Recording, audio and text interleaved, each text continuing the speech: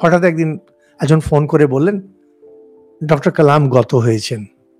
তখন সন্ধে হয়ে গিয়েছিল।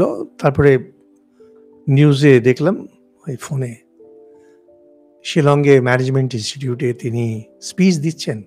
টক দিতে দিতে হার্ট স্ট্রোক মারা গেলেন। আমি তখন ওনার উপর একটা ছোট্ট লেখা লিখেছিলাম।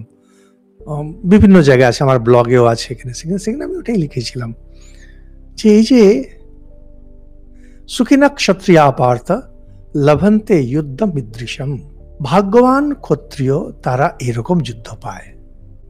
যে কাজ করতে করতে তার যে জীবন ধারা ডক্টর কালামের, তিনি শিক্ষা দিয়েছিলেন, শিক্ষা দিতে দিতে দিতে একবারে ওখানে রোস্ট্রুমের ওখানে সামনে দাঁড়িয়ে আছেন, সঙ্গে সঙ্গে মারা গেলেন।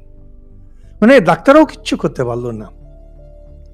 আমরা সন্ন্যাসীরা আমাদের অনেক সময় কারোর নামে শুনি জব করছিলেন, জব করতে করতে করতে তার দেহ ত্যাগ হয়ে গেল। খুব ভালো লাগে শুনে, আহা, ওনার যে জীবন ধারা ছিল, জীবনে যে আদর্শটা গ্রহণ করেছিলেন, সেটাতে তিনি প্রতিষ্ঠিত ছিলেন, ওই প্রতিষ্ঠিত থাকতে থাকতে থাকতে চলে গেলেন।